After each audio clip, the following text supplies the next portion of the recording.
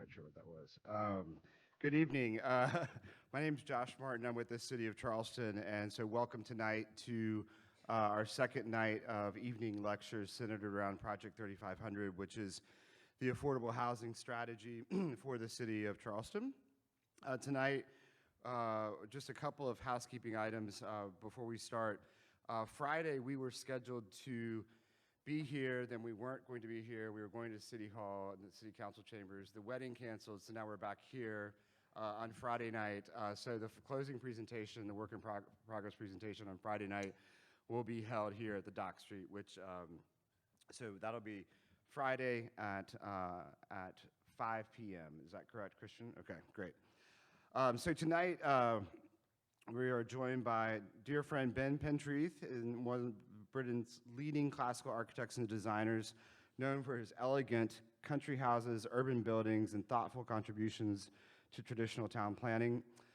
He's the founder of Ben Pentreath Limited and longtime collaborator with King Charles III on projects for the Princess Foundation, now the King's Foundation, and the Duchy of Cornwall. His work combines classical proportion with a deep sensitivity of place and local building tradition. In addition to his architectural practice, Pentreath is also an influential writer on architecture and design, including his book, English Decoration.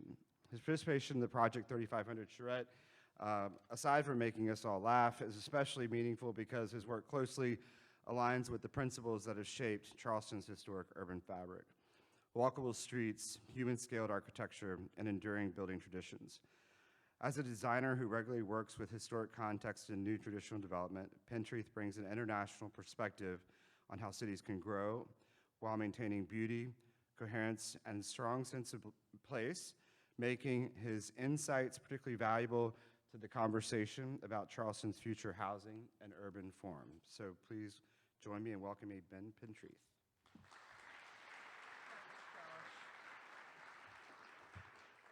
Thanks, Josh. Thank you, everyone. Thank you for having me. Thank you for the invitation to join this incredible task force looking at the growth and how we can expand Charleston beautifully. It's been a wonderful few days already in the city, and we've got some intense few days still to come. I called my talk Building Thriving New Places, some lessons from the UK, but then as we were walking around yesterday on the first of our kind of rather intense visits around the city, I realized that actually Charleston is one of those cities which teaches us everything that we need to learn. And I was struck actually by this image, which I took just south of here yesterday morning as we were on our walk around. Because I think one of the most profound things about what Charleston teaches us is actually, bizarrely for me as an architectural designer standing in front of everyone as part of a design workshop, a design charrette that is principally to do with architecture, it teaches us how unimportant architecture is. Look at this beautiful street. What do you notice? You notice the trees. Landscape is really the most profound element of anything that we're designing with. It is those trees which make the city livable, breathable, cool in the heat of the summer, beautiful kind of at all times of the year. And you realize that it's actually the only building that you can really see is that little focus at the end of the street. And I think it's a really important lesson because architects tend to feel, most architects are very testosterone-driven creatures, and they tend to feel that the building is the important thing. But actually you realize that the beauty of Charleston is that nearly all of the buildings that you love and cherish here are actually backgrounds. They're part of the ordinary fabric. They're not shouting. They're not trying to grab your attention. And that's what makes the place so perfect. I'm going to talk a little bit, and I know a lot of people in the room here tonight were here yesterday as well, listening to the introductory sort of description of the design workshop we're all working on. And then my great friend and colleague Hugh Petter from Adam Architecture, who's worked on a lot of the Duchy of Cornwall projects over many years as well.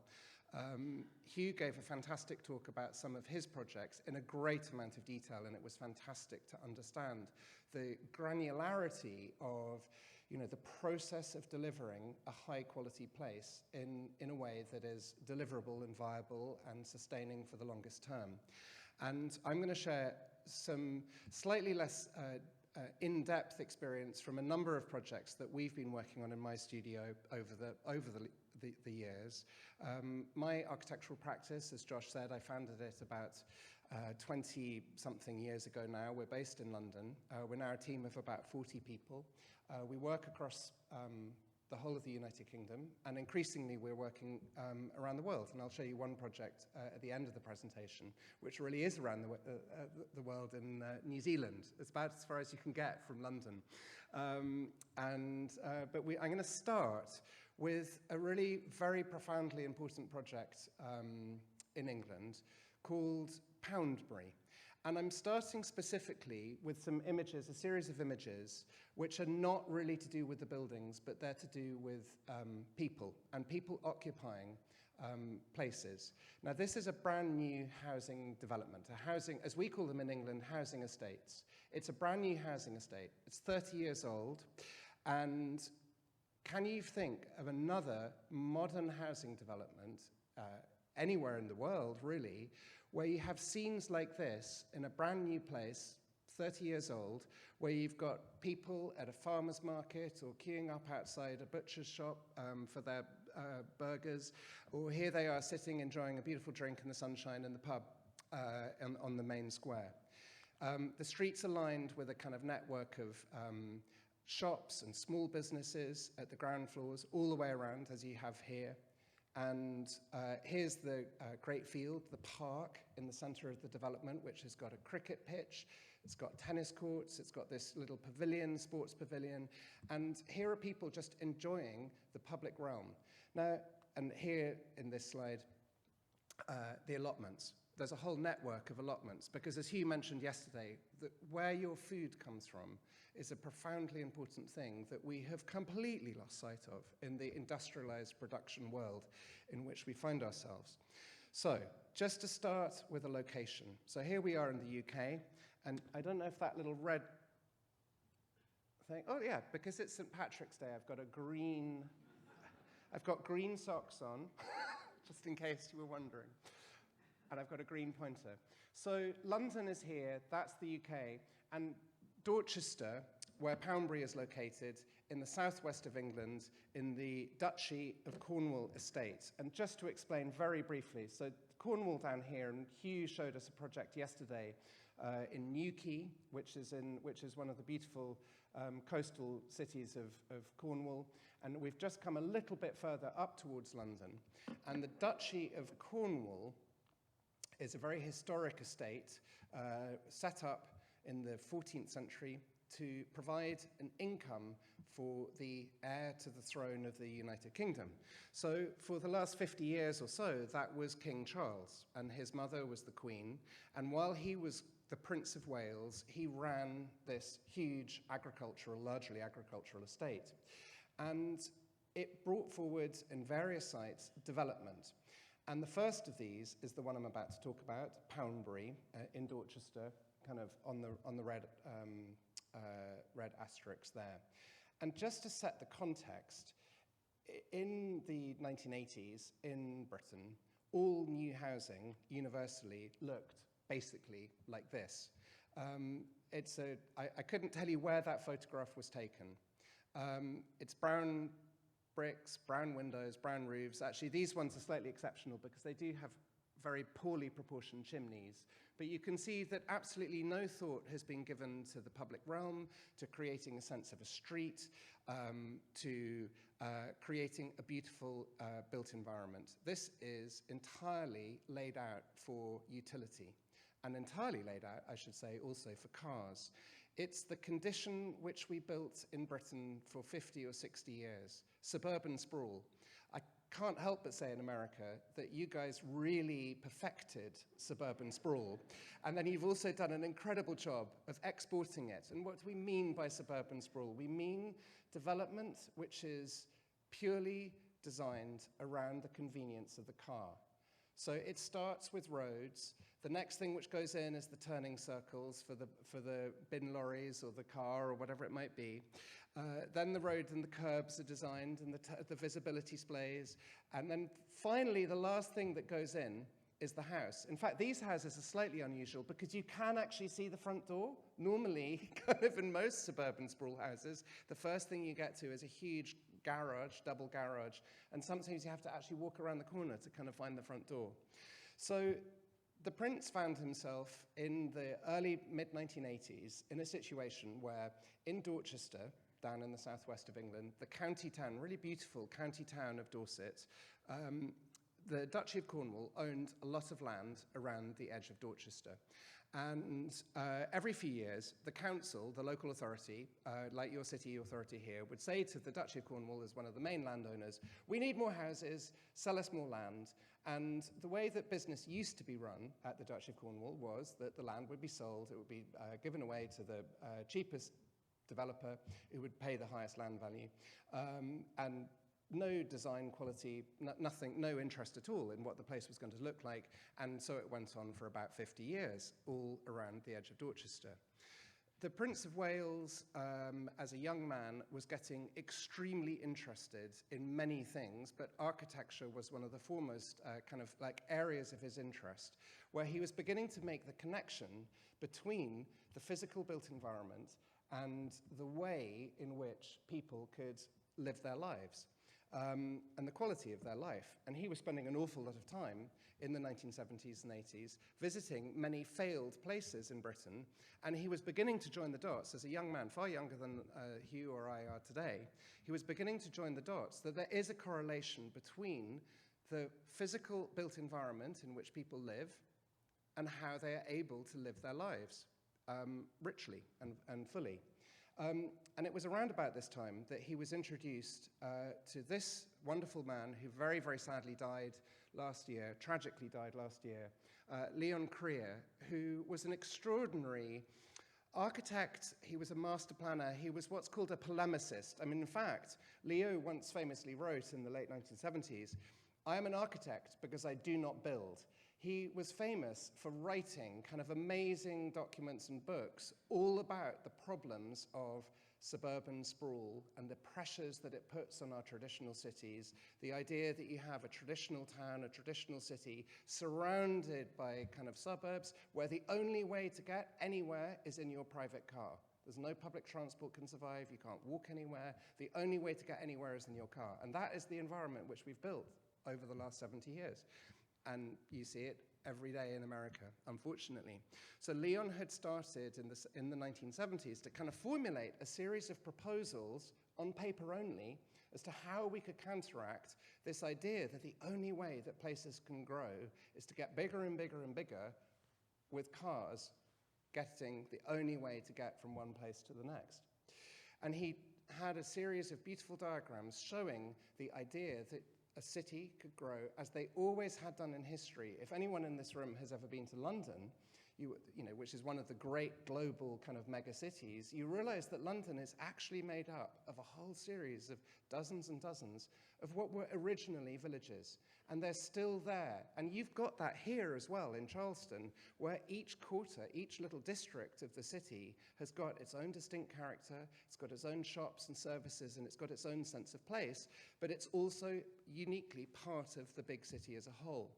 So Leon started to formulate this. He met the Prince. The Prince realized that in Leon Creer, he had the intellectual that he needed, and Leo was also a very kind of profoundly kind of strong and forceful character. I mean, I was a very good friend of his and worked very closely with him, but I can attest to his strength of character, if I can put it like that.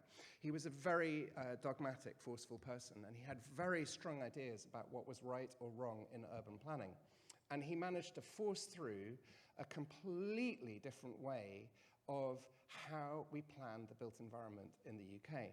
So if I just go back one slide and show you that that is absolutely the normal way in which development was delivered across the whole of the UK for 50 years, from 1945 until 1995. And then as Poundbury got going, and I'll show you a few slides, So here's, and we've obviously seen those ones right at the beginning. This is some of the new housing that we and colleagues and my great friend George Semery-Smith, who's one of Hugh's colleagues at Adam Architecture, have designed. Houses facing the edge of the town. Leo believes in a very strong edge between town and countryside. So here you can see there's almost like what we call the bastion wall, this idea that you actually are trying to define, here was the town, here is the open countryside, the agricultural hinterland. I'll talk about that in a little bit more detail later on. And then a series of views and 4 characteristics that I think are the takeaway things that identify Poundbury as being completely radical, completely extraordinarily kind of explosive, really, in the way that we normally planned our built environment. And the first, and I think it's the most important, a vibrant mix of uses, a master plan that allows for many daily needs within the 5 or 10 minute walk of each home. Now, if you think about how all development has been built in your country and nearly all development built in my country, our country, for the entire post-war period, actually, that is really not true. You even have to get in the car to go and get a cup of coffee. You actually, if your car got taken away from you in American suburbia, you would actually die of starvation quite quickly. And you know, this is why we're so addicted to the whole kind of oil scenario. You know, the politics right now in the world are all to do with how we've built the built environment. You know, our hunger for oil is immeasurable. So if you can build a built environment where you have your daily needs within a 5 or a 10 minute walk of the house, suddenly that equation, none of us are advocating getting rid of cars. They're fantastic. They're great. They're not great if you have to use it to live. It's great if it's part of your broader experience of living, of being a human and enjoying new sights, and how amazing it must have been when cars first arrived. But we've built a whole world around cars being the lifeblood of our communities, not our feet. And in England, you know, we have massive problems of health arising from the fact, fundamentally, that people don't walk anymore. Because we have created a built environment where they can't walk. The only way to get from A to B is on a road, and there's nowhere on that road for you to walk. So by trying to bring in that dense mix of uses, it really transforms, and it also transforms life for people who can't afford to run a car, or who are too young to drive a car, or who are too old to drive a car. And that's an awful lot of people. So that's the first key fundamental thing that all of Hugh's projects and all of my projects are trying to do differently. A vibrant mix of uses, a master plan with all of those daily needs. The second thing is a pedestrian-friendly master plan. And you've got that in this city in an unbelievable way, a unique way almost in America. I mean, there are very few American cities where people walk. I've been visiting a lot of American cities over the last 18 months, giving some talks to do with a book I wrote. And in an awful lot of them, you know, I get out early in the morning and I just want to go for a walk, and I'm the only person on the street. And it's actually slightly terrifying.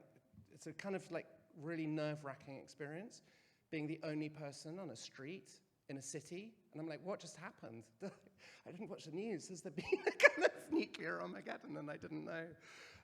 But actually what you realize is everyone's just in their cars, just driving around, because that's how America and much of Britain has been created. So creating, and if I refer you back to that photograph of the road that we saw with all of the houses, the little brown houses, that was designed for cars. It was not actually designed for people. People are an afterthought in that environment.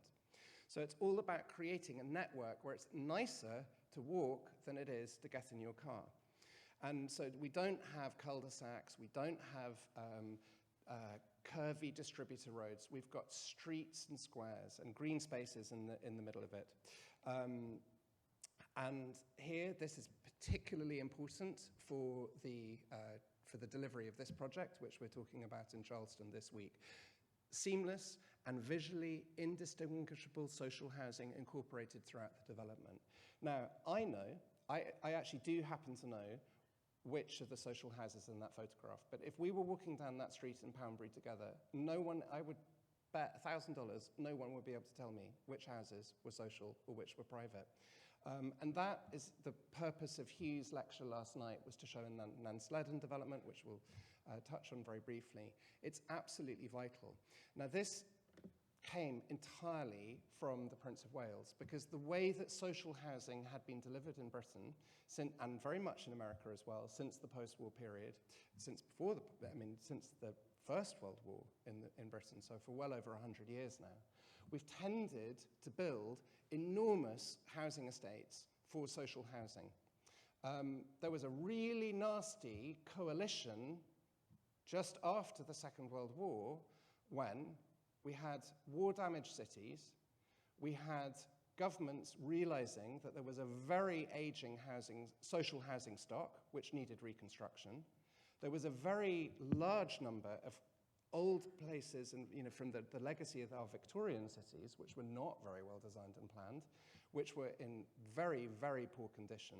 So the local government was deciding to demolish huge swathes of British cities in the 1950s and 60s. I mean, it was extraordinary, the amount of demolition that happened in those 20 years. And the final toxic piece of the combination was that dozens of incredibly well-meaning, very, very keen and very brainwashed young architects who had been through modernist architectural training and had been basically brainwashed by a French architect called Le Corbusier, some of you may have heard of him, who was doing astonishing visions for demolishing the whole of Paris and replacing it with dozens and dozens of concrete tower blocks. And these poor young guys, who had until then had cities like yours, Charleston, with beautiful, natural, humane materials, columns, classical moldings, and all the rest of it, they basically got brainwashed within a single generation. And around about 1950, they were all popping out of architectural school, ready to change the whole world. And they were very, very well-meaning. There was a massive amount of well-intention behind what they were trying to do.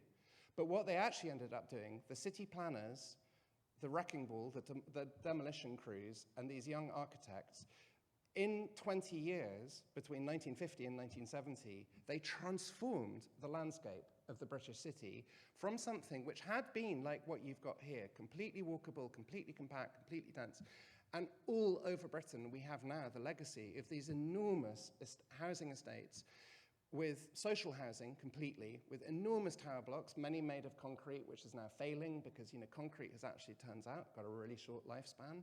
It's got all sorts of kind of physical building problems. And if you don't mind my saying, the people who were told to go and live in those houses, who had been living in 2- or 3-story terraced housing and so-called condemned slums, had absolutely no choice about where they were being put. And conveniently, they had no choice that they were being put in a modernist tower block. Now, right at the beginning, it's absolutely true that some of those people were happy to be in those nice, shiny new flats. But very soon, the problems started to occur. And at that point, the whole situation really began to break down quite quickly. So, cut to 1980. So we're 10, 20 years into the problems really emerging with the social housing stock in Britain. And the Prince of Wales, a young man, is visiting a lot of troubled places in Britain. There were a significant number of riots and, really quite significant social unrest in the late 70s and early 80s. And as a member of the royal family, one of his roles was to go and try and help to just make people feel that they were being observed and noticed and listened to. And it was absolutely his driver to incorporate social housing through the Poundbury development in this visually indistinguishable way, wrapped in every single street, pepper-potted throughout the whole development. And he was told by the social housing providers that it would be too complicated to manage. He was told by the developers that they would never sell a house next door to a social house. That all of the messaging was like, this will not work. And it's been a massive success. And I think Hugh talked about that yesterday. And I won't go on about it, but it was a really profoundly different way of delivering social housing, affordable housing in the UK. And it started here in Poundbury. And so now in Poundbury, 35% of the housing is social housing. well below market rates for rent. And there's a whole series of models of shared equity where key workers, so your doctors and nurses and the firefighters or key workers on the social housing list can buy a share of their house. They don't own the whole thing because they couldn't afford the whole house on their salary, but they can buy a quarter of it or half of it, and the other half is owned by the social housing provider. Interestingly, this is interesting, that the social housing providers in Britain, as a rule, they say that the house that they're building today has a lifespan of 50 years. They expect that in 50 years' time, they will demolish the building. That's their actual financial model. So they've got a really crazy thing happening in Poundbury, that the value of their housing is actually going up, not going down. And that's a really profound thing, that if you build a beautiful, durable street scene with really well-designed and really well-maintained and really good materials, you actually create an asset that expands in value and grows in value. And that's a very profoundly different way of looking at things. A mix of different house types rather than identical blocks. So this is another street in Poundbury, just a typical street. On the left, you've got a tall apartment building, you've got a mews next, and then you've got pairs of little cottages, little two or three bedroom cottages side by side, and at the end of the house, you've got a detached single 4-bedroom house. And at the end of that road, you've actually got a commercial site. Now, how we normally develop in the UK is very much how you normally develop here in America, where developers say, we cater to a single market. We're a builder, and we build for starter homes, for young couples. But that's all we're going to build. Or at the other end of town, you'll have a developer who says, we build executive homes. Generally, preferably in America, behind a gate, completely gated communities for rich people to live in their little cage. And we're all walking around outside thinking, who's free? And the only way that you can get from one type of housing into the next type of housing is to move to a completely different area with completely different neighbors. This is not how traditional places work. One of the astonishing things, if you look at any block within Charleston, it's got an incredible variety of housing types. And that's what we're trying to deliver in Poundbury as well. It's complicated. We're doing it in the design studio at the moment, working through all of these different typologies of different types of blocks. And then over the next 2 days, we'll be putting together all those little jigsaw pieces to try and work out a richly textured street with a load of different income and different types, young couples, elderly people. Let's not forget care homes for elderly people, massive growing elderly population, and we're really under-providing for that in England. So trying to build all of those different places together where you don't have to move to a completely separate place and start all over again and make new friends and all the rest of it. All of your little social networks, which is one of the most important things for anybody living anywhere, is the social, wherever you live, it's knowing your neighbors. And yet we've built a built environment that makes it very, very hard for people to know their neighbors. I can't help but say that I think one of the things which is really radical about the Poundbury or the Nansleddon model that we've been looking at with some of the other projects I'll show is that they are also real places which real people really live in. Whereas, unfortunately, I think it's true to say, and there's don't mean to be disingenuous, but there are a lot of absolutely beautiful examples in America of what's called, traditional neighborhood planning. Okay? They're fantastic architects doing beautiful work. They're fantastic developers developing beautiful schemes. Guess what? They're holiday resorts for rich people to go and stay in for 2 weeks each year. They might own the house, but then they rent it out or whatever. Nearly all of the ones that you see here actually are not actual normal places for normal people to just live. They're bougie, they're sort of like it's a different world. And I think that and I'm going to show you a project in Scotland in a minute, where we've really tried to focus on that, or as Hugh was saying yesterday in Nansleddon, the Newquay development. There's a massive problem down in Newquay of normal local Cornish people who grew up in Newquay not being able to afford a house in Newquay because it's an expensive part of Cornwall to buy a property because it's got a view of the sea, which makes it worth £1 million. But Newquay is a place that's got a very low income. And so you've got very similar issues there as you've got here. And so sorting that situation out, and a lot of that is actually to do with, I mean, I think in Nansleden and definitely in Poundbury, there is restrictions about not renting your house out as a holiday let, for example. You know, you actually can't do it if you buy a house in Poundbury, or the one in Scotland that I'm going to show you. So, you know, it's a really profoundly important, different way of doing things. The final one, and here the architects in the room can breathe again, using architecture to create a real sense of place. And this is something which I think is profoundly summed up by this expression, like, is it anywhere or is it somewhere? And we all, as humans, want to live somewhere, not anywhere. We want to live in our place, and we want to know that it's our place. Now, this is the skyline of Poundbury. I mentioned earlier that it's surrounded by a very soft agricultural hinterland. And Leo was determined, Leon Krier, the master planner, who I showed you his photo at the beginning, that the settlement should be marked with a tower on the skyline. And you know, this goes back to like really ancient, there's no need for a tower. You don't need any of the towers out here. They're not doing anything. You know, one's got a bell in it, one's got a clock on it. Well, we've all got watches or alarm clocks. But the point of these things is that they are fulfilling a need because they're marking our place. And that's what being human is. It's understanding your place, and it's understanding your time. You know, we're the only creatures alive on the planet who know about history and who are aware of the present and also know about the future. And marking that on the skyline, like if anyone's ever been to an old Italian village, you know, up on the hill, and the town hall and the church have both got their two little towers on the skyline. It's a really profound thing.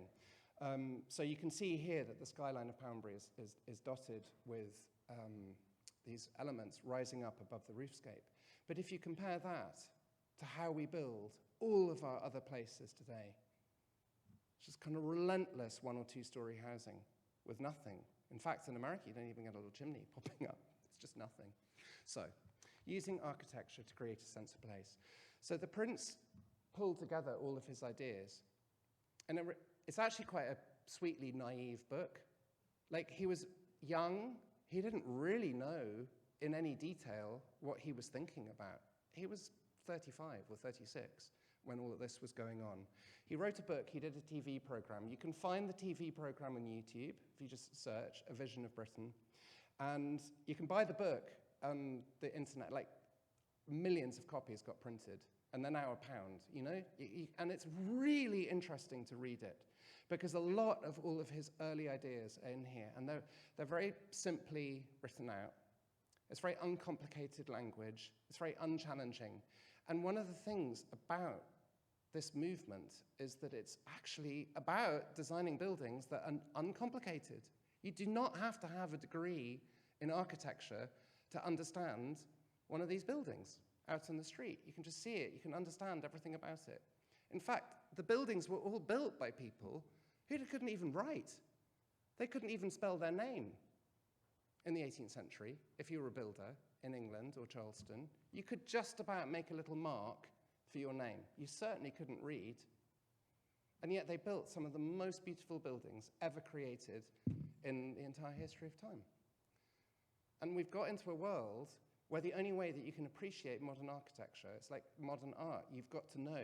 You know, if you've been taught what to appreciate, what to say, what words to use, then you can be a critic of modern architecture. But actually, we're all subjected to modern architecture. We have no choice. If you're alive and you're living somewhere and you're walking down a street and there's an ugly modern building plonked there by somebody, you've got no choice. But if you want to engage with modern art, you can go through the doors of the art gallery and really get into it, and that's a great thing. But architecture is a public art, and it shouldn't be one where you need to know kind of like all of the nuances of like, oh, that's a very interesting reference to Corbusier's work in India, you know. But that's the world that we've ended up in, because you have architects who are only trying to impress their friends, their other architects. So that's a reminder of what we were doing. And here we are. Here's a view of Poundbury from the skyline of Maiden Castle, which was an ancient Iron Age, so very, 2000 BC hill fort above the town of Dorchester. And in the very early days of master planning Poundbury, the Prince took his design team, I was a baby in those days, I wasn't around, took the design team up on top of the hill, and he said, I want to think about what this view is going to look like in 30 years or 40 years' time. Is it going to be better or worse? And obviously, we've got into a sense that we think that all new buildings make nature worse. That is fundamentally what we all think now. But no one is walking around the hills of the Cotswolds and arriving at a 600-year-old village wishing that the village wasn't there. The village, or the town, historically has made the landscape more beautiful, not less beautiful. But we've had a massive loss of confidence in the early 21st century that we actually think that all new buildings are going to be terrible and make things worse.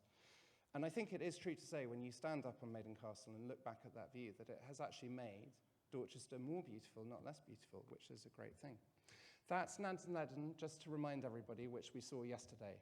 So I'm now going to talk about some of the other projects that are inspired by the work of Leon and the Prince in Poundbury. And, I was just doing the architecture, not the master planning. So if you like the buildings, let me know. If you don't like the master plan, that's also fine, because I didn't do it. So Nansen Leaden, master planned and designed by Hugh. It's the most fantastic scheme. It's truly incredible. We heard about it yesterday, so I won't go on about that in any more detail, but just reference, because it is the next big project being built by the Duchy of Cornwall. Poundbury, by the way, very, very nearly finished. So very sad that Leon didn't get to see his masterwork completed when he died last year. It's now about 2,500 houses in Poundbury, and in about 2 years' time, the development will be completed, and that's that. This is one where my studio has worked also for the Duchy of Cornwall in a town called Faversham in Kent, near London. And it's got a lot of issues because it's near London. It's a rural part of the world, but the pressure of housing from being next door to a major global city is really being felt now in a huge sort of concentric series of circles arising out of London.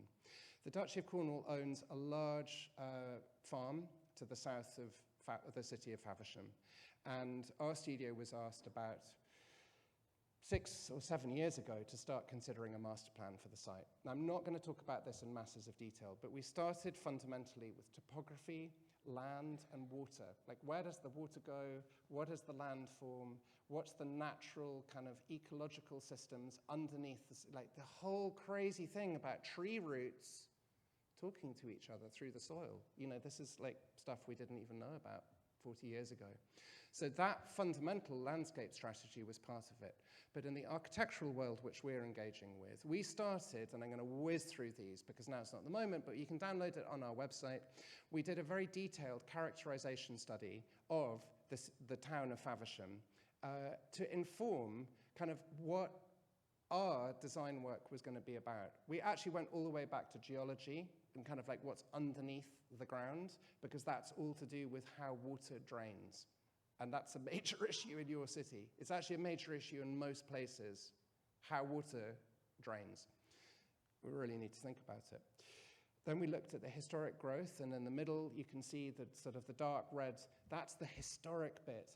And then, like all places, it went through this massive expansion in the 19th century. Railways arrived. Suddenly there was lots of building materials, lots of people coming to live there. And then the 20th century was all the yellow, the pale yellow. So it went through this massive expansion, like everywhere else. So we're studying all of that. There are the growth patterns. And then in detail, we started to analyze all of the building typologies and the spatial typologies in the town that we could find. And this is just a fragment of what we were looking at. We really, really looked and studied and measured. That's the same task as the design studio is doing right now for Charleston. And that's the fundamental way to make sure that if you're adding into an existing city, it's to do with the scales and the rhythms, stitching in a visually indistinguishable way. So we studied all of that. We looked at the lanes and alleyways. That's very reminiscent of here, isn't it? Those little pedestrian cut-throughs and alleyways. A really characteristic part of Faversham, actually unusual in an English town. Street trees, like your great gift here, street trees. Understanding them, how big are they, what species are they, what grows well here, what grows well in this soil, how much space do they need. Studying the disposition of street trees in the town, and then looking in detail at some of the building typologies, and then getting into details. And in a funny sort of way, I mean, the materials are slightly different, but this image could be a series of images taken outside the door. We belong to a universal language, a universal architectural language, and we've lost sight of it, so no one knows how to speak that language anymore intelligently. But if you study old buildings, you really understand quite quickly how to speak it. It's like always my advice to an architectural student, just don't listen to any lectures, all a waste of time. Yes, it's worth reading books if they've got lots of pictures, you don't have to read. And go and walk and look at old places. Every single problem that we have as an architect today has been solved by somebody beautifully in the last 500, 700, 800 years, 1,000 years. There's not a problem that we have that hasn't already been figured out really elegantly by somebody else. So just copy them. Why wouldn't you? So much easier than trying to be original and inventive. Such a waste of time. So these were some of the CGI renderings that we modeled for Faversham to show people what the spatial qualities of the new place could look like. Different streets, lots and lots of streets inspired by the Victorian, mid-Victorian architecture of Faversham, which is really characteristic with those bay windows, which are hyper-characteristic, unique to the town with their little curved roofs. There's not another town in the southeast which has got those little funny roofs. There must have been a guy making those in 1860 who just enjoyed curves.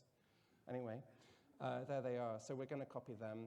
Little quiet corners with very inexpensive, simple-to-build houses.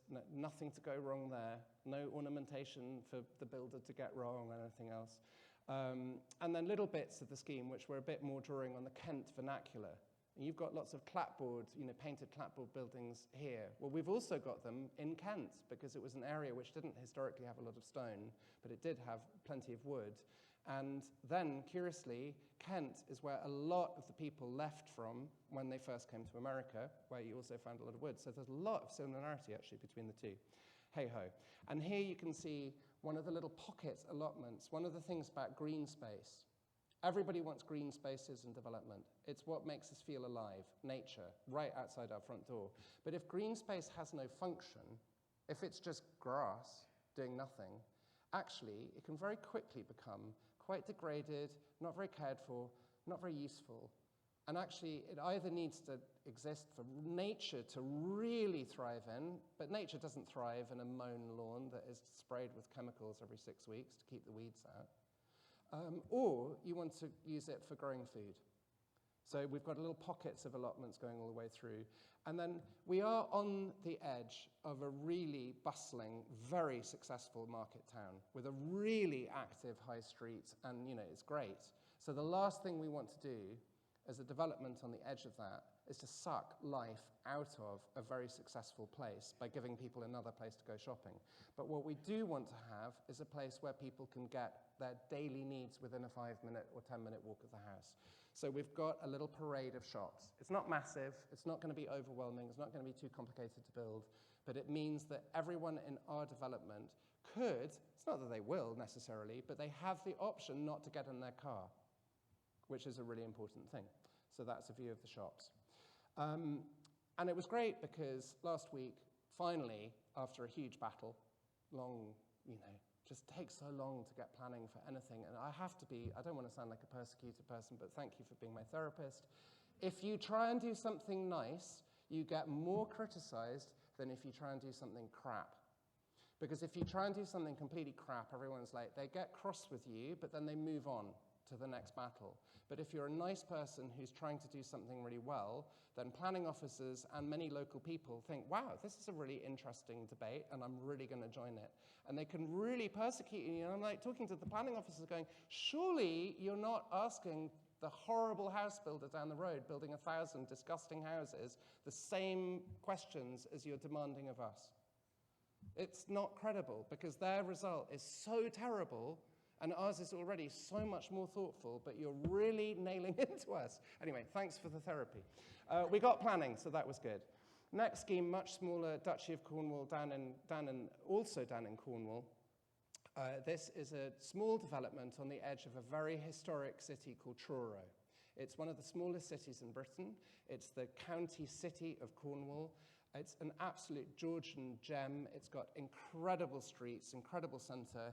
It's got a huge amount of issues like all cities because it expanded out in one direction with massive suburban housing sprawl in the 50s, 60s, and 70s. And guess what? It was such a brilliantly bad piece of planning. All of the houses were put over there. All of the jobs are over here. So it's a really small place, but every single day, thousands of people are driving from here to there, sort of just because that's how the world grew up. So we were asked to look at a site which was built around, and you can see here, it was built around a park and ride scheme so that people could drive to the edge of the city, get out of their car and get in a bus, which is a free bus. You jump in the bus, and every 10 minutes there's a bus driving into the center of town. And this is a scheme that is put into place all over the United Kingdom now, and probably in America as well, I don't know. The problem is that most park and rides are absolutely grim. They're horrible spaces, they're just giant, giant car parks, and sometimes there is a horrible out-of-town shopping center or something like that. And maybe there's a bit of bog housing, terrible housing on the edge of it. And because this land was owned by the Duchy of Cornwall, the Prince of Wales was like, well, and the Cornwall Council really wanted this site because it was the best site of all of the sites they had found to put the new car park, and they desperately needed that car park. And we were like, okay, we need to do something special. So we created a new food market, Cornish food market, with local food, all from Cornwall in it, and a supermarket next door. That was one of the attractions which makes people get out of the car and stop there. Then they can park for the day, get on the bus, go down to town, do their shopping, go to work, come back up on the bus. And then we created a housing scheme, and I designed the housing, and you can see here on the back of it, this is the watercolor. We designed a crescent because it's really on the edge of a beautiful valley. I'll show you a photograph in 1 second. And like Leon, I was actually at that moment really determined that we created a hard edge between the town, the city, and the country beyond. Because Truro had had an awful lot of sprawl, and there was a lot of uncertainty as to whether this would just be the start of yet more sprawl. So I wanted to draw a big line. There's a whole thing about crescents and Bath, beautiful Georgian Bath, and Hugh showed some pictures of the crescent in Bath yesterday. The daughter of the guy who owned the stone quarries in Bath married the son of the richest merchant in Truro in about 1740.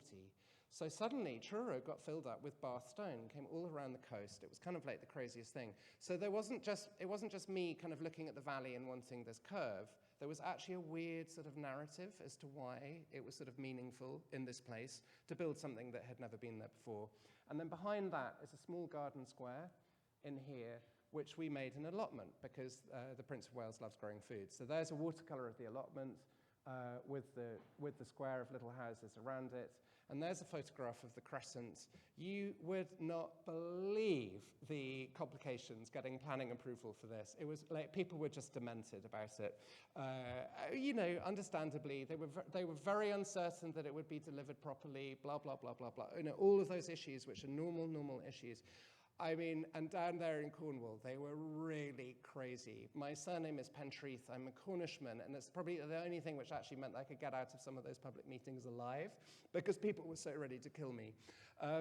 Now, bizarrely, we actually get letters in our studio. I won't say every month, but I mean, twice a year, I get a letter from somebody, complete strangers, saying, hi, I visited Truro. I saw this amazing building. I've tracked it down. I found out that you designed it. I loved it. What? That's a nice letter to get. You're very welcome to send me one. This is the view which it looks over, so you can see how special that view was and how keen I was to kind of create that sense of differential between the urban and the countryside. And there is a view of some of the houses tucked in behind, and you can see that, as you were looking at yesterday in Hugh's photos of Nansledden, we're drawing on the Cornish vernacular very carefully here. It's a different vernacular because this part of Cornwall has a different architectural flavour and materials and language from Newquay. It's 30 miles up the road, one of the beautiful things. So that's that little scheme. I think this is where we leave the Duchy of Cornwall. I'm going to carry on rabbiting on until you stop me. So when you've all had enough, just put your hands up and I can stop at any point. This is a site in Weymouth, very close to Dorchester, which we were just looking at. And this is the old council office, built in 1960. And it's the town hall, basically. And, you know, I quite often say, if you want to find the town hall in a modern British, in a contemporary British city, look for the ugliest building. That's where the planning department will be. Guess what? That's where the planning department is, always. So what was extraordinary about this, we actually got commissioned here by the local authority, by Weymouth Council, to come up with a proposal. It's not built, but I'm going to show you what could have been built. I don't think it will happen. But there was an amazing man at the council who's now sadly retired. What you realize is that every single scheme that gets through needs one champion behind it. In fact, it needs two. It needs a developer champion who's going to build it, and it needs a civic champion who's going to support it through the planning process. And that guy, in my case, has now retired. And so the new council are not interested in this scheme. They want to maximize the profit out of the sale of the land. It's a perfectly reasonable thing. It's council land. They've got taxpayers. They don't want to build like a scheme that's going to make them no money. But actually, it's a really challenging site. It's a really small site on the edge of this really historic site in Weymouth. You can just see the little Georgian houses. They're not unlike some of your streets here. They're very similar, actually, similar scale with the same little roofs like you've got just around the corner. And so to do something special here is not going to be cheap. And you might make an argument that as the local authority in Weymouth owning this site already, that you could actually say, well, you know what, we own this site. We haven't had to pay for it. We could just develop it really beautifully. This is the proposal we came up with. And the amazing thing is, it's based on a completely historic street network, which in 1955 was demolished to make way for that building. And the excuse which was given by the council officers, I've read all of the minutes of the council meetings in the 1950s, was that the historic street pattern that had been there got bombed beyond repair, which is a complete lie, which they fibbed themselves into believing. And they just wanted the excuse to clear it all away and build their shiny new council office. That's actually what was going on. And the sweet guy, David, who got me involved, he first got here to this site, and he couldn't work out why it was that mums with pushchairs were coming down this street, and they were getting to these railings here, and instead of doing as they were told and walking down in this direction and carrying on, because this is just the car park for the council office, they were literally lugging the pushchairs over the railings and then jumping over the railings and carrying on up, going on up in that direction behind the building, and then it connects into the old high street. Guess what? It's memory. It's a desire line. It's where people want to go. It's where people in this town have gone for well over 1,000 years. And in 1955, we decided that that was no longer necessary. And we demolished the high street and put a car park and the council office right on the site of this really ancient street in the town. So we came up with this proposal, David and I, to put the street network back. And one of the buildings, I mean, all of these buildings are based on a memory of what was there before. That one in particular was one of the most special buildings in the south of England. It was a Tudor merchant's house. It was completely intact. It still had all of its interior, even after all this bombing and blah, blah, blah. And there is a sweet guy who, as the demolition guys were in there, and they were burning all of the kind of 15th century, 1560 paneling, he was jumping into the skip and pulling it out and rescuing it, and it got relocated into a little church just outside Weymouth, where you can go and look at that paneling. Like, this is the mentality of what people were doing 30 or 40, 50 years ago. It's really shocking. Anyway, this scheme, I don't think, it has got planning. It did get planning, but I don't think it'll ever get built. But one next door did get built, and this is also in Weymouth. So the site we were looking at is just next door to that house with the white gable. And then this was a site of an old 1940s fire station that had gone derelict, and then the town built a bigger fire station for themselves next door. And we got brought in The site was bought by a care home provider, and they did their usual thing of just plonking on a big modern box. I don't actually have a drawing of what they wanted. And everyone was up in arms.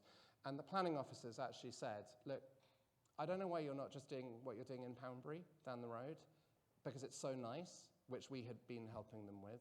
And then they called me, and we sort of designed this scheme where it starts here and runs away there. That is actually just, it's basically one big building. It is actually just one big building.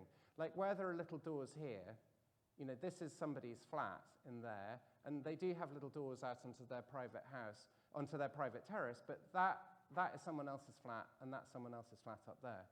That's a separate house. And it's a bit of a fake, but what it means is that from a distance, you're building something into the grain of this little town. You can see all of the historic chimneys behind,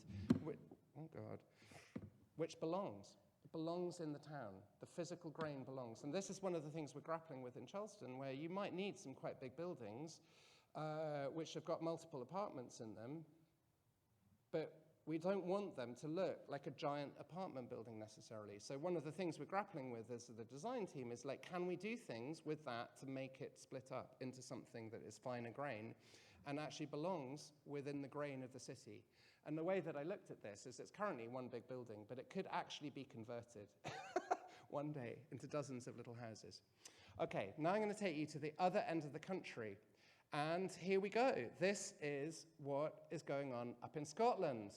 That is a typical photograph of a fairly new housing estate. The one on the left is about 5 years old. That's in Scotland today. What is the most important thing in that environment? Roads and cars. Not houses, not people. Definitely not people. And here's another site, also in Scotland. That's built probably 10 years before the last image. What's the most important thing there? The car. What's the first thing and the only thing actually that got designed in that image? The road. And here's another one. When I was talking earlier about useless green space, useless for nature, useless for people, nothing going on there at all, just grass. And pretty ugly houses facing onto the grass, but guess what? The houses are actually hiding behind their fence. So I'll point out because it's a bit dark. You've actually got their back fences facing onto this public realm. So that's going to feel like a really unsafe place. It's not overlooked. You know, no one's like observing it casually and just making sure that there's nothing bad going on. So this is the north of Scotland, and we were involved here to bring forward a master plan. I'm going to show you the master plan. This is the master plan which was prepared by the amazing American firm of DPZ, who some of you will know, Duane Plater-Zyberg. And about 18 or 20 years ago now, I was involved with this design charrette for the master planning process. And we ultimately, when the scheme got planning, again, it took about 7 or 8 years to get planning approval, but when it got planning, we were asked to help as the kind of lead master planner and town architect. But by no means do we design all of the buildings, but we do keep an eye on everything.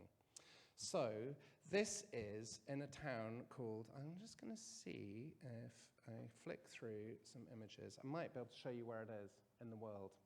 I'll flick through a few images. When we first got involved, there's a detailed master plan of what's been built so far. We start, just like we started in Faversham, and like we're starting here, by looking at millions and millions and millions of local buildings.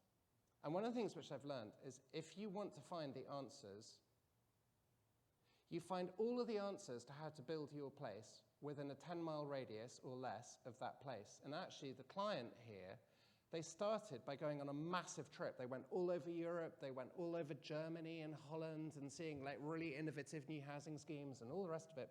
And then they came to America and looked at all of the big ones in Florida and so on and so on. I think they came to Ion.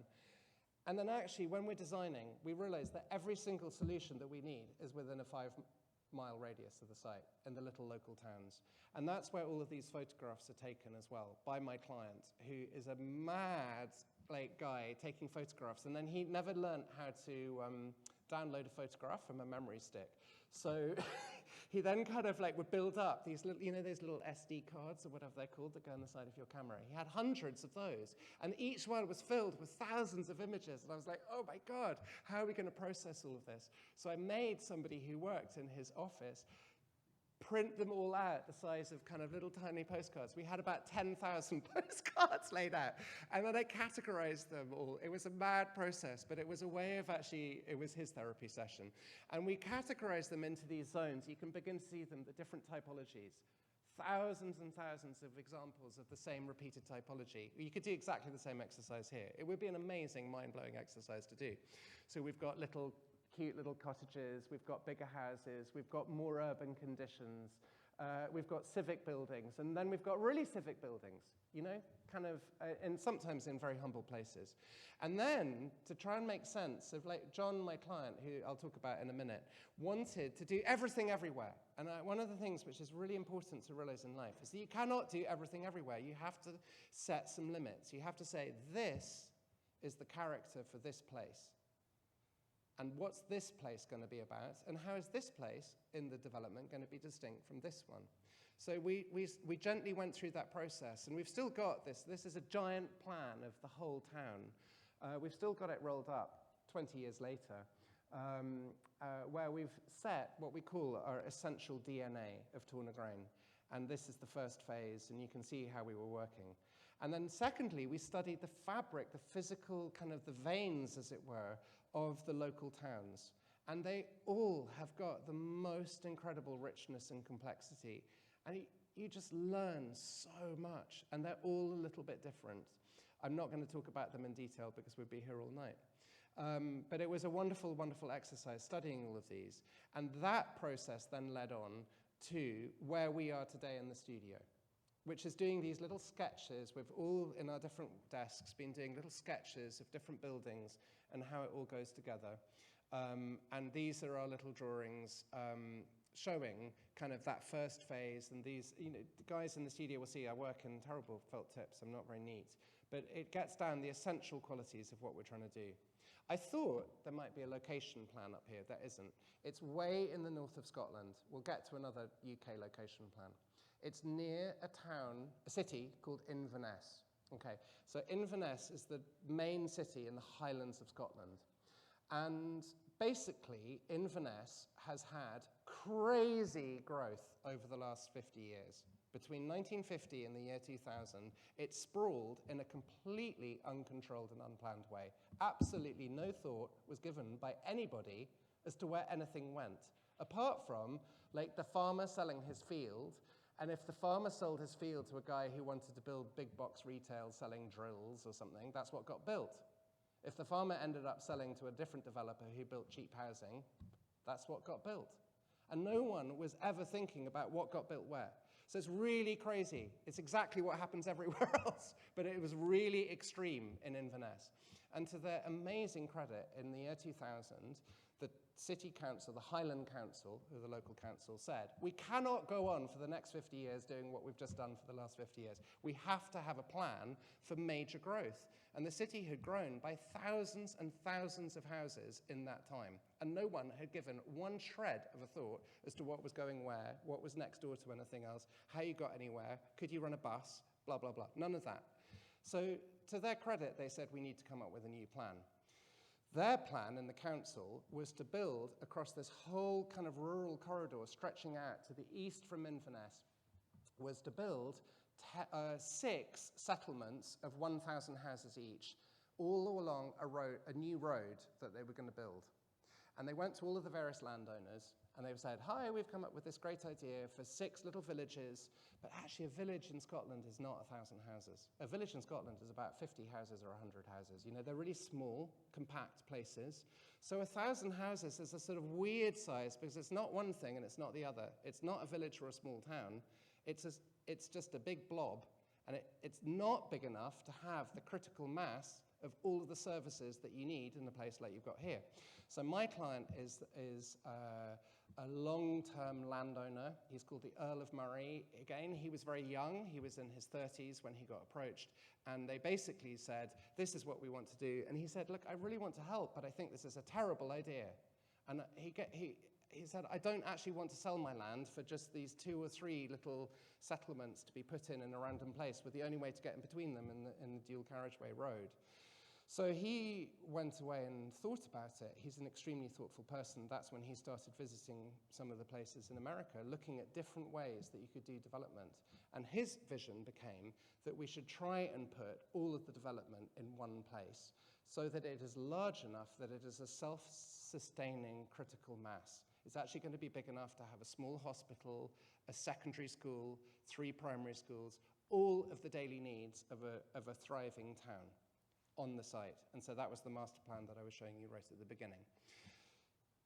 So that came forward, and then we're now in this role where we're master planning and designing. And this is the first phase. And so those were the sketches. And this was the CGI, the computer-generated image. And I really use this as a design tool. Like, I love to see exactly what it's going to look like in 3D before it gets built, because it allows me to think, is this quite right? And then, so that was the image. That's what the houses looked like on the first week that they got built.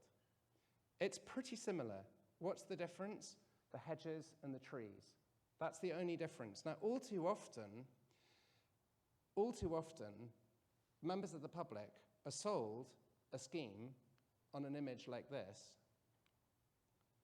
and then what gets built looks nothing like it. In fact, there's a hilarious app that one of my guys in the office has got on his phone, which you put the CGI from the developer's brochure into your app, and it shows you what it's actually going to look like in real life.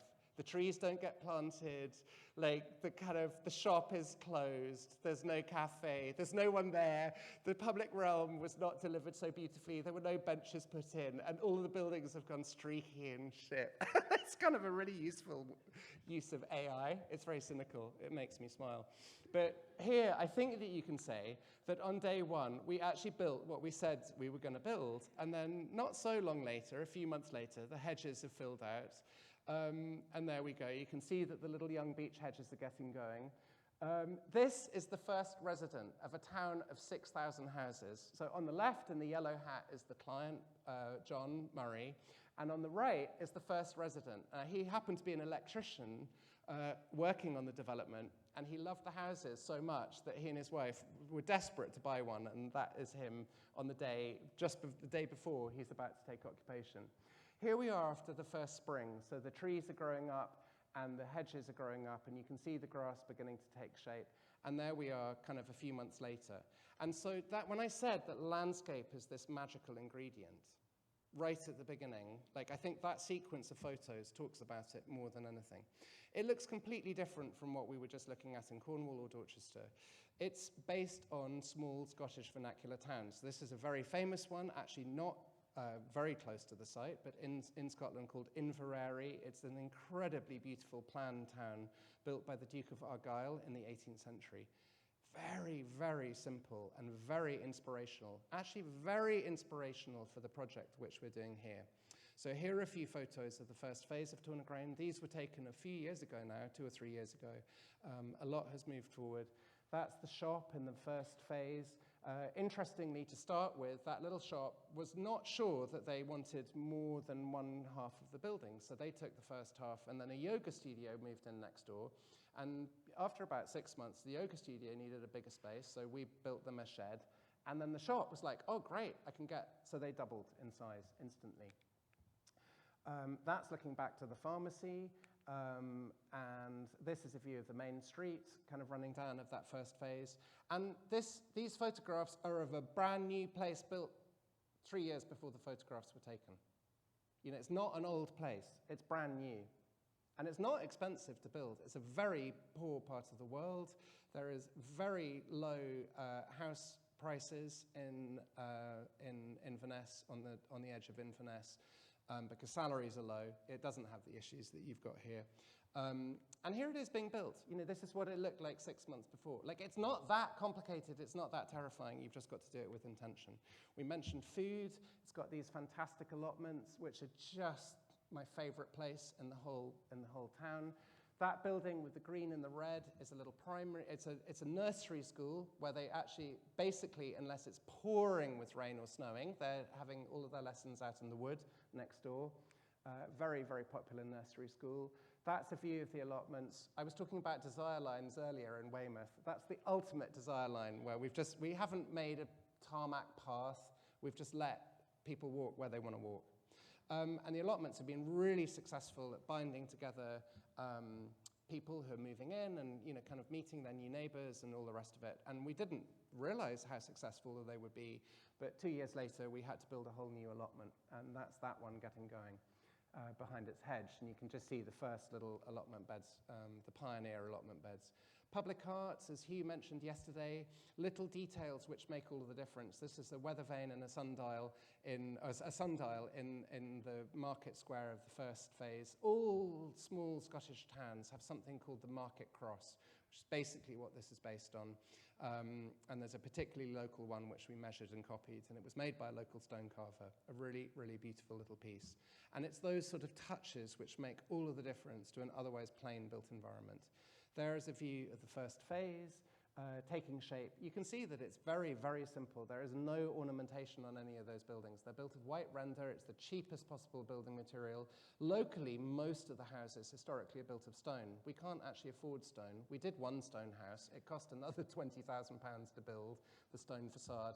And then we were like, it doesn't really look any nicer than the rendered ones. It's not really worth it. So we decided that we would spend our money elsewhere on things like building a new allotment, which is much more valuable.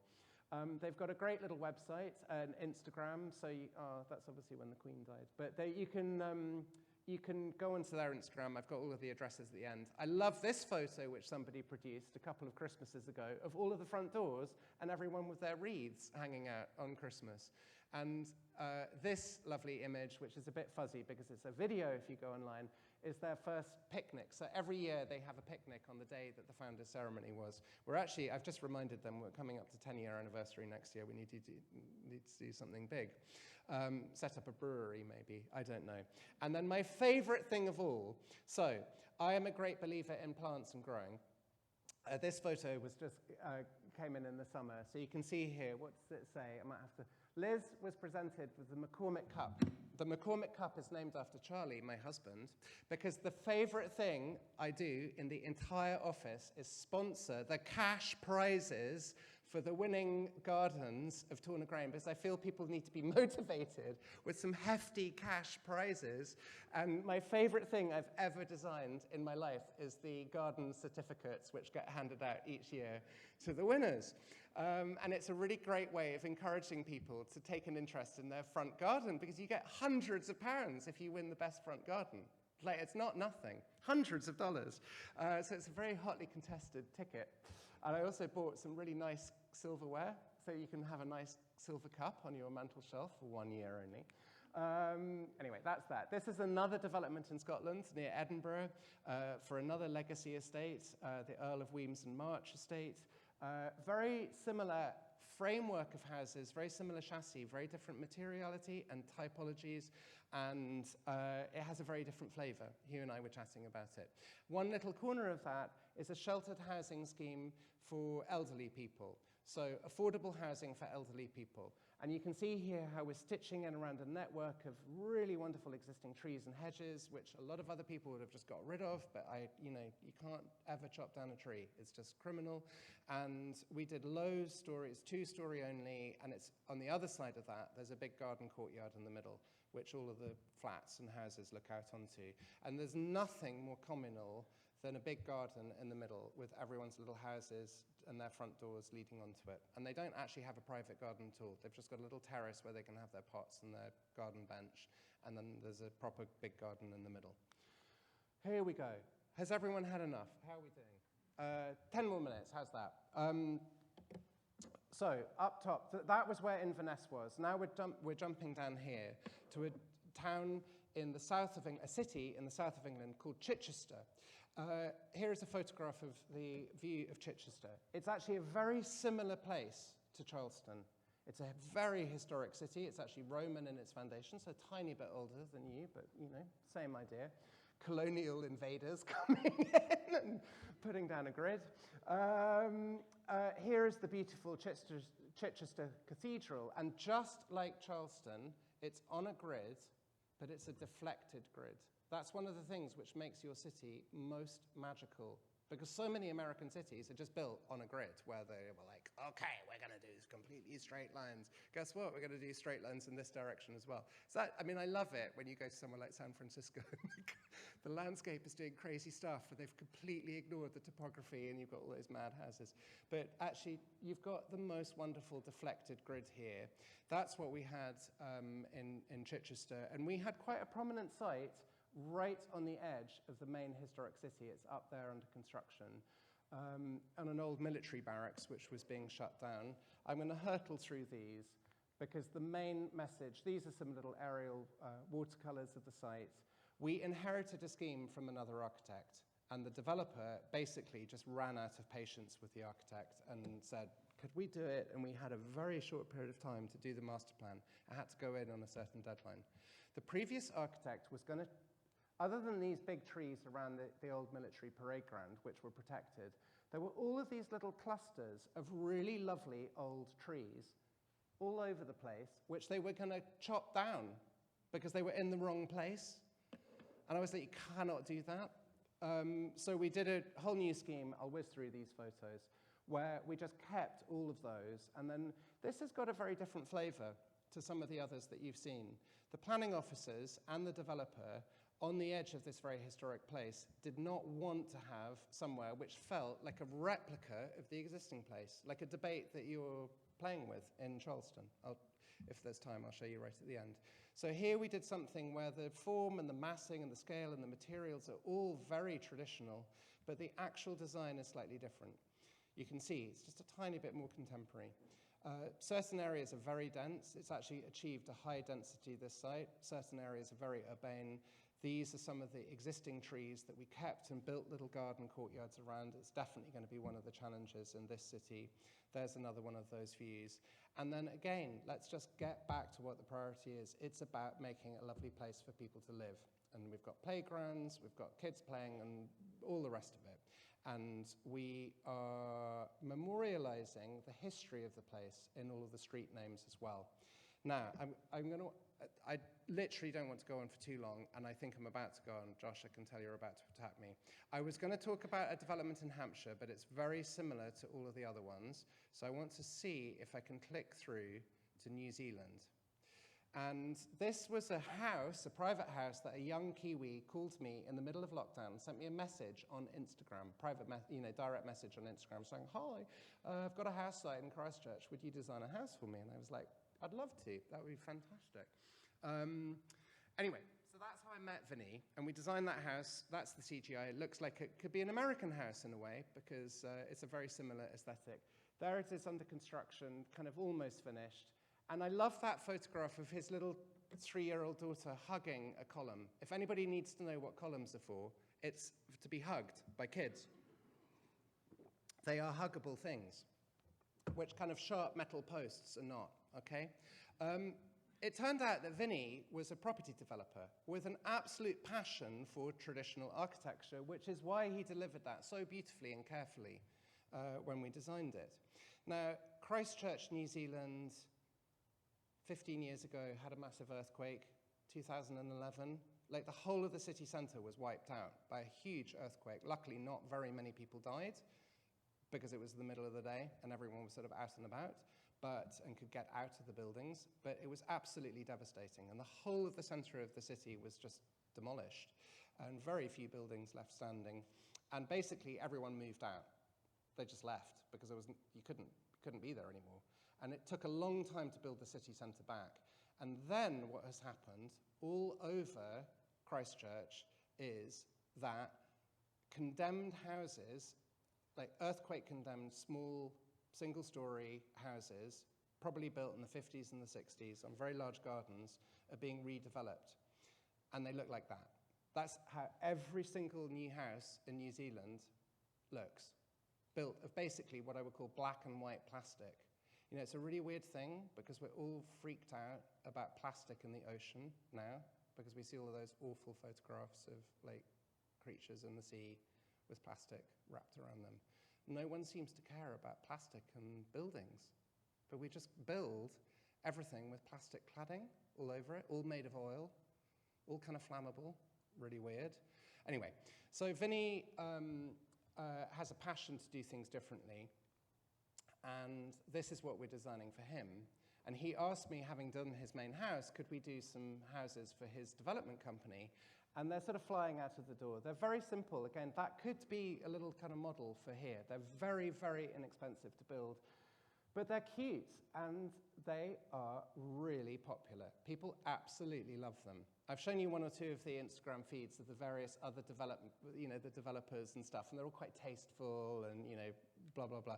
Vinny's is hilarious. It's kind of completely mad. He's for the TikTok generation, and they are absolutely brilliant. And I'm going to end, because it reminds me of here. If you can see here, this one here, and then this one here, his little TikTok video here instantly made it into the local paper, because he was talking about, here's one of the other buildings. He was talking about one of the buildings that we've just designed for him. And it was a funny thing, when I was walking around yesterday, I was like, oh my God, I'm having a sort of weird memory. So this is obviously, literally right outside your beautiful old courthouse. And this is the building that about 4 years ago now, or 3 years ago, I designed for Vinny to go on a really prominent site right in the center of the historic district of the town, okay? You can see the sort of unplanned similarity. I promise you I wasn't copying. Guess what? So it went in front of the planning team, and because it's right in the historic center, the heritage lobby are like really strong on any new building going up in it's called the heritage zone of Christchurch. And the one thing that we were not allowed to do, and I had a really nice Zoom call with them, where they couldn't have been more charming, as they said, no, you can't do that. And I was like, oh, okay, don't worry. So we had to do a completely contemporary building, which is now coming out and looks like that. And it's exactly the same floor plan. It's identical inside. This one is actually quite a lot more expensive to build than this one, because in order to make it nice, we've had to use really expensive kind of windows from Germany and bricks from Denmark. It's all crazy.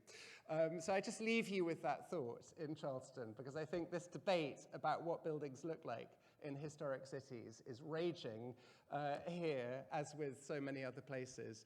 And I don't mind. I've designed both of these. I'm really happy with this building. But what I'm saying is that we have choices. And if you go back to Vinny's Instagram page here, it's really kicked off because he's had so many comments on it all. And at that point, I'm going to end. And there's everyone. You can take a photograph of that and look them all up. Thank you very much. I will take questions if there's time.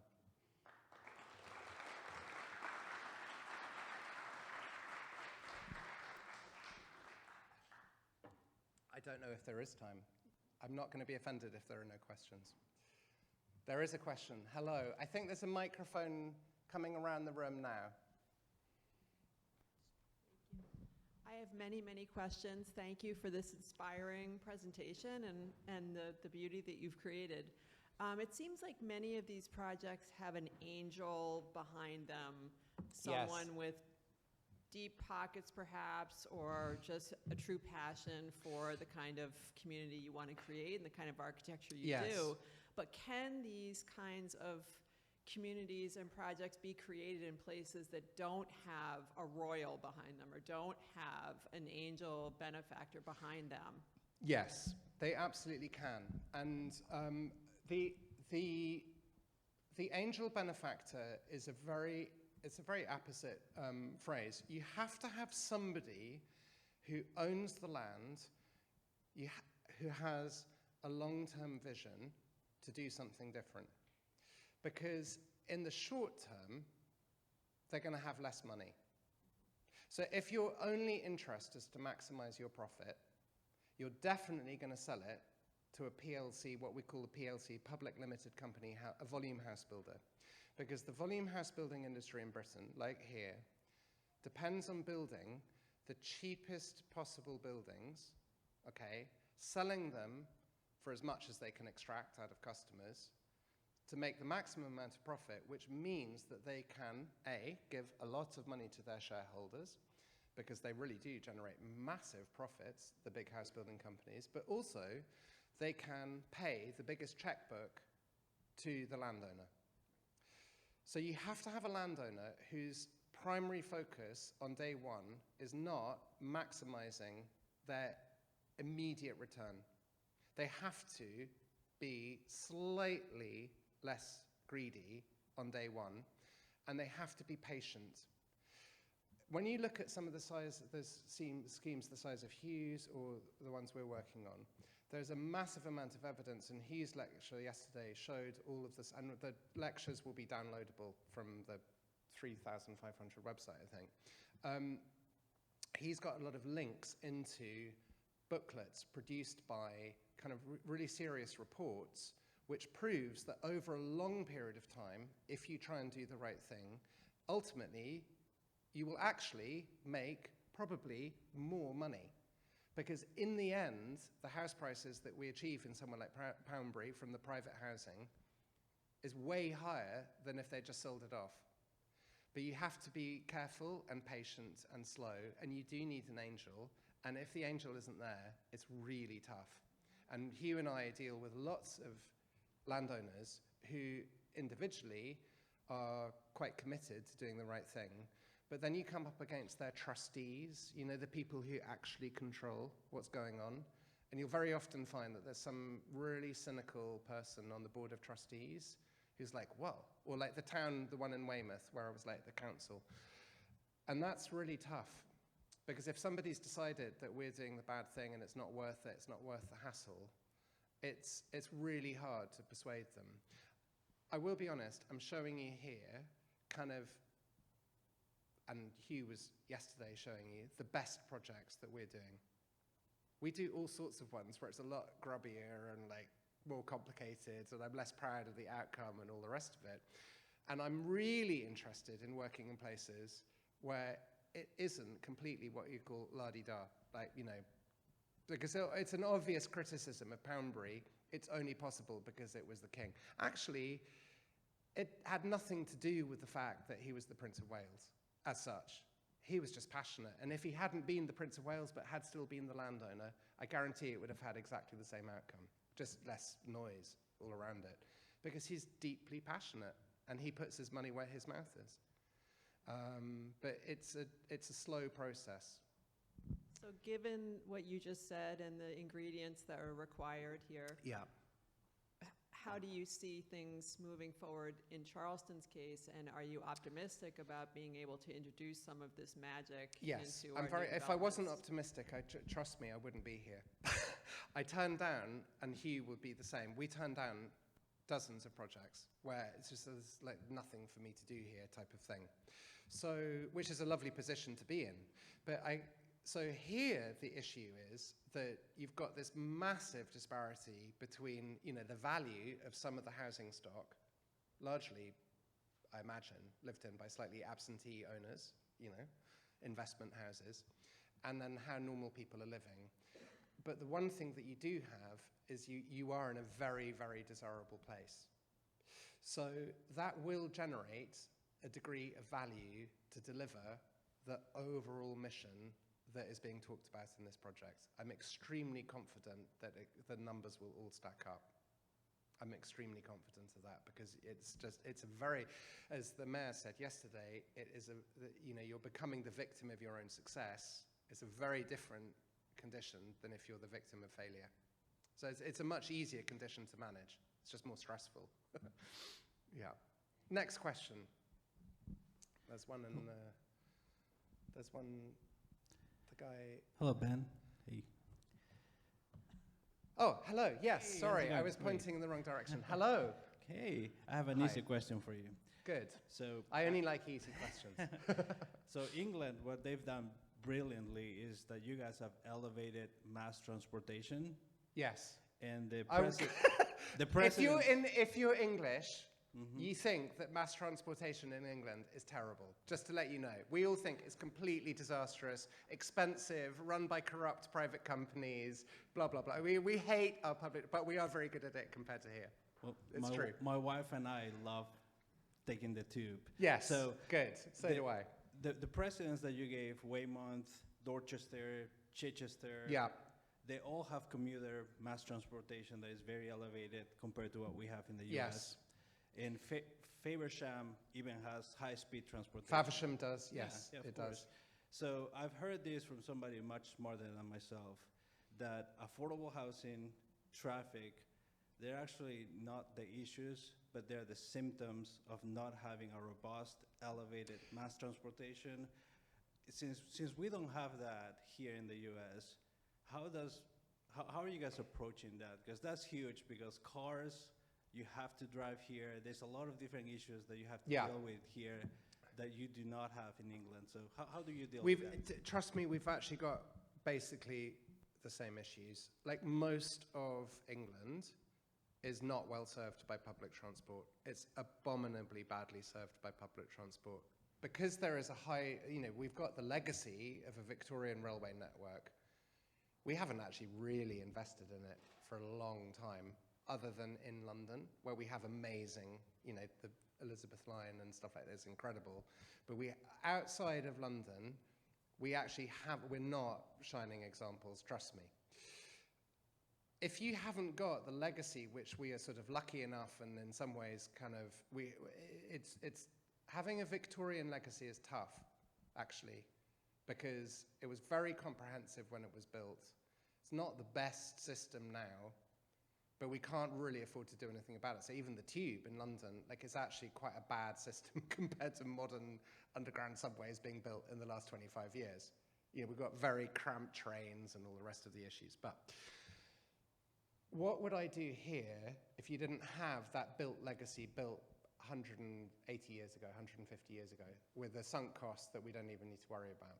I wouldn't build a train network, actually, because they're very expensive to build, they're very complicated to build, and they're very energy expensive to run, and they go wrong a lot, trains. I mean, they just break down the whole time, and they need a massive amount of safety and all the rest of it, because the speeds they're traveling at, it's catastrophic if there's an accident and all the rest of it. So I wouldn't necessarily consider building a railway network in a country like America, where actually for the distances that you guys need to travel to get from the cities to the cities or the coast to the coast, planes probably are the best solution for that. What I would do here is buses. They're cheap, they're simple to replace, they don't go wrong. If they're not full, they're not using up, if they're empty, they're not using up kind of tons of carbon. I often would take trains not at peak. I love taking the train. I never drive anywhere. I own a car. It sat outside my house for 6 months without me getting in it. I should have got rid of it. But every now and again, I need a car.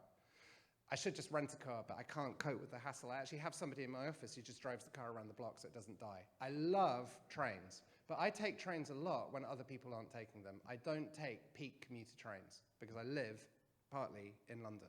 So I'm actually leaving when everyone else is coming in. And I'm very often I'm the only person in the bloody train. I'm like, wow, what is the carbon footprint of my journey? I'm in a 12-carriage train, which is going up and down from London to Dorchester every hour or every half hour. And there are 20 people on this huge chunk of metal being powered by diesel. It's like, what is going on? So I wouldn't worry about not having a train network here. It's virtually undeliverable in America today. I'm no expert, but I'm just saying what I see with my eyes. But I would do buses. And I would price the buses really low, and I'd make it really quite expensive to park in the city centre. And that is the way that you shift the dial. We do it the whole time in Europe, and it's a really simple system. If you've ever travelled in Turkey, about 30 years ago, they invested really heavily in an amazing network of buses. It's incredible. You can go anywhere on a bus. There are no trains at all. It's brilliant. It works really well.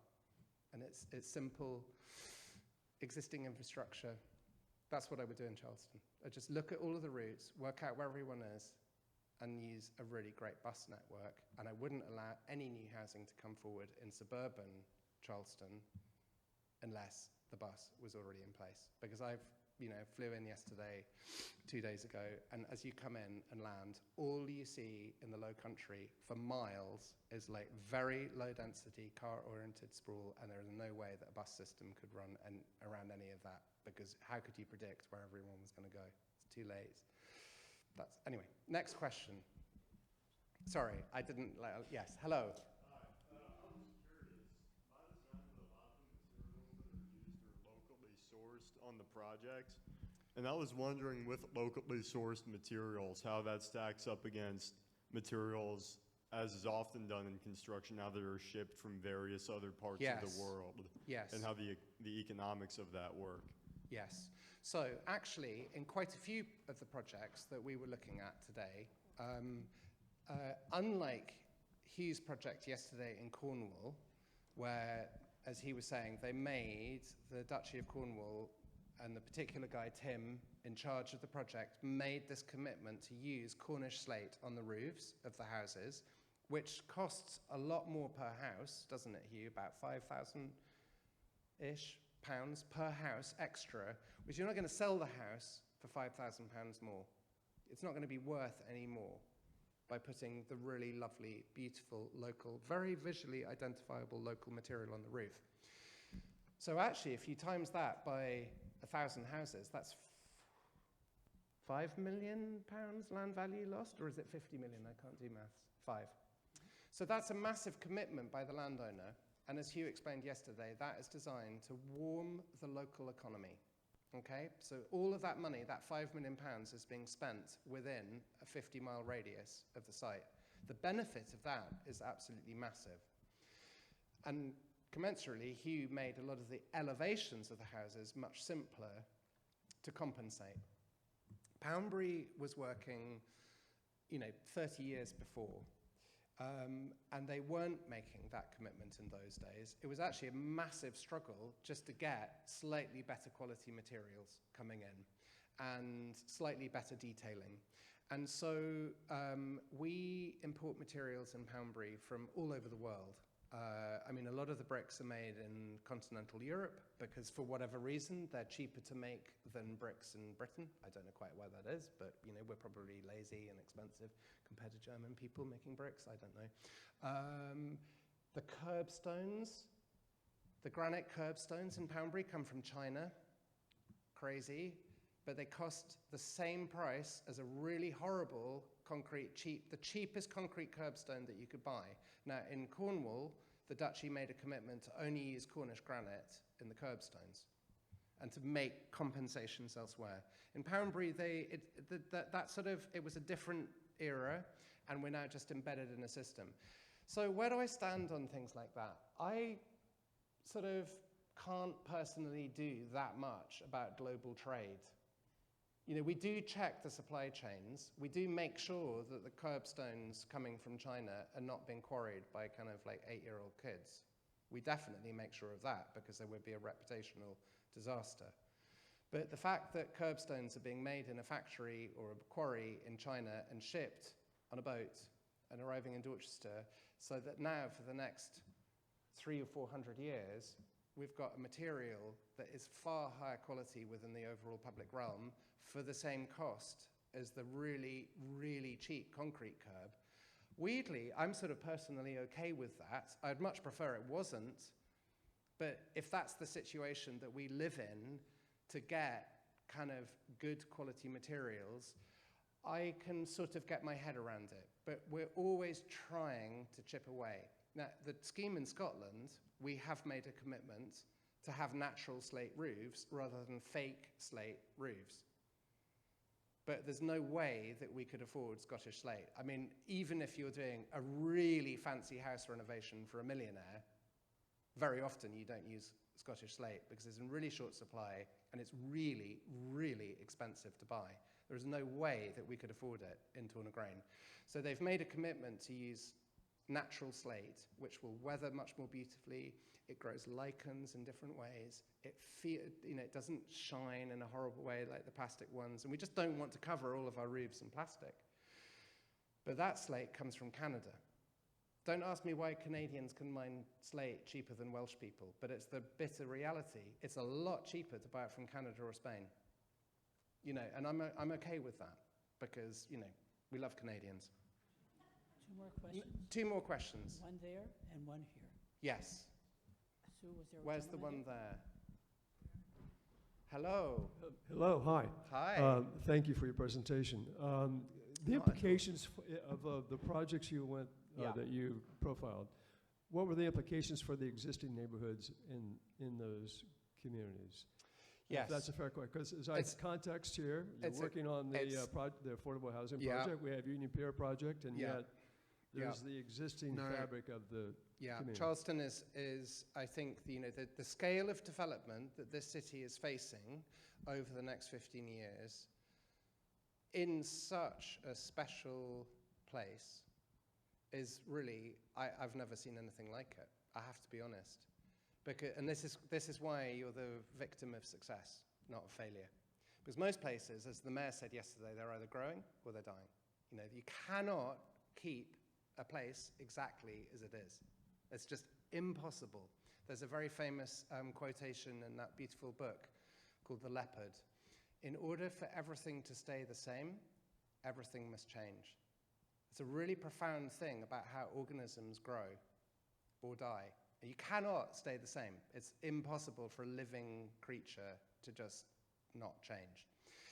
And so the challenge that you're facing here is that you've got with the Union Pier and then the initiative that we're being talked about here is like really major level of development in a city that historically hasn't seen very much change, but which is also a very unspoiled, therefore, and treasured place.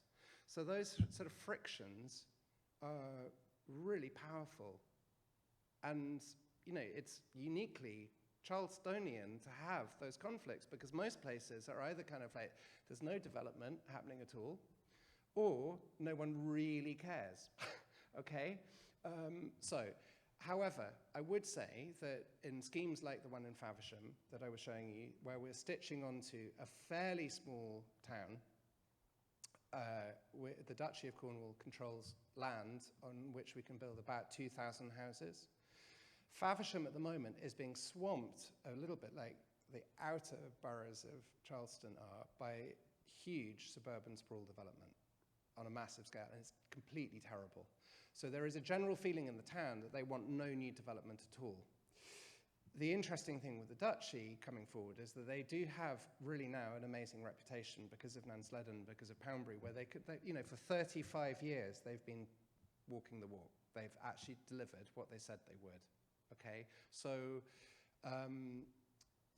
in those ones, it's been easier than elsewhere, but it's hard. It's always hard building on the edge of existing communities. I mean, particularly hard in an instance like this one, where we're talking about, as Josh and as Christian were talking about yesterday, about the kind of the move across the street and then the move back again for people living in existing houses where the housing stock, for better or for worse, has come to the end of its life and needs to be replaced or upgraded. And how do you do that sensitively? And no one in the project that I have seen is kind of like insensitive to that incredible nuance. Poundbury, the first project I showed you, was being stitched onto the edge of a very low-density suburban hinterland in Dorchester, which had been built in the 1950s and 60s. And I can honestly say that it was quite a shock to the existing residents living in the old Poundbury estate when new Poundbury sort of arrived on the skyline. It was really quite unpopular, actually, to start with. Two things changed. When the town centre of Poundbury got delivered And suddenly, like, you had all of these services and like a really great doctor surgery and a fantastic new school has opened and, you know, the shops are all there. People really began to understand that it wasn't just housing, it wasn't just architecture and columns, it was that place thing, which they belonged to as well. The school made the biggest single difference. I mean, I distinctly remember when the school opened, it was probably about 10 years ago now, maybe 12. It was the biggest single thing which stopped the feeling of them and us, right? Which had really been a struggle. And, you know, I will be honest that the Duchy of Cornwall used to, twice a year, the Prince of Wales, now King Charles, would come down to Poundbury and he would bring a very large number of dignitaries for a walk around, and it would hear people like me talk and Leon Creer would talk, and it was all amazing. Prince of Wales would say, welcome to everyone, isn't it clever, blah, blah, blah. And then, you know, everyone was completely convinced. And then they would all get back in their taxis to go back down to the station to drive back up, go back up to London on the train. And they'd say to the taxi driver, like, wow, we've just been in this amazing place. What do you think about it? And the taxi driver, it's terrible, can't stand it. And we always used to joke that we would have to pay taxi drivers to lie that they loved Poundbury to complete the illusion. When the school opened, that difference between them and us shifted massively, because guess what? It was the same mothers, one from Poundbury, one from Old Poundbury. The kids were friends. It's the biggest thing which binds communities together. It really is. There's just no way around it. And it's made a huge difference. And Torna Grange, the one in Scotland, which I was talking about, with the white rendered houses, that is a completely standalone new community. There's nothing there. There's one farmhouse. That's it. So actually, everybody really loves Torna Grange from day one because it's not on their doorstep. And everyone feels threatened by development on their doorstep.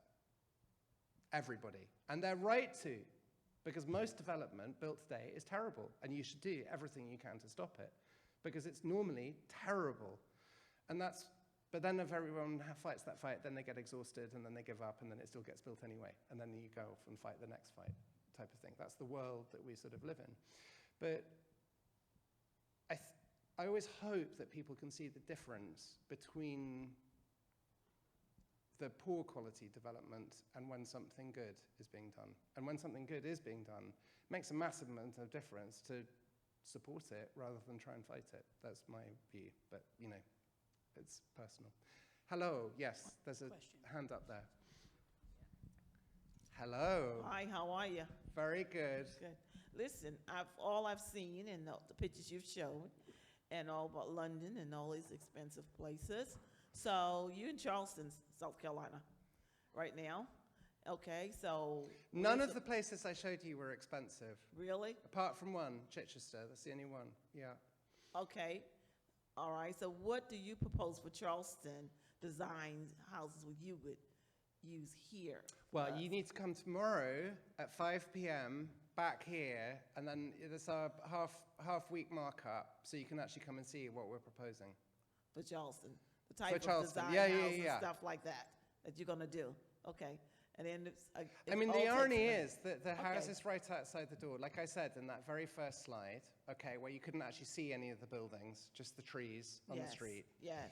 The houses, in general, are very simple, inexpensive buildings put up in the 18th century, and guess what? They're still standing 250 years later. I mean, you did have a hurricane insurance payout to help them keep standing, but they're still standing. So if you think about the value that it cost to build those houses 250 years ago and divide that over the time that they have endured, and they were not that expensive to build in the first place, and they wouldn't be that expensive to build today. So that's the same plan you have for Charleston. Yeah. Okay. The most expensive thing you can build is like buildings that get knocked Well, it's down good we got the money then somewhere. after 40 years. Okay. Yeah, luckily I'm not the money guy. I just decide what it looks like. I But see. the money guys will make it stack up. We're not going to be allowed to draw on a thing that can't be delivered. Okay. There's no point. Okay. There's no point in Okay, it's good yeah. to know that we got some money somewhere. Okay, thank you. Any more, or should we call it a night? Thank you, sir. That's it. I think it's a wrap up. Thanks, everyone. Thank you for coming.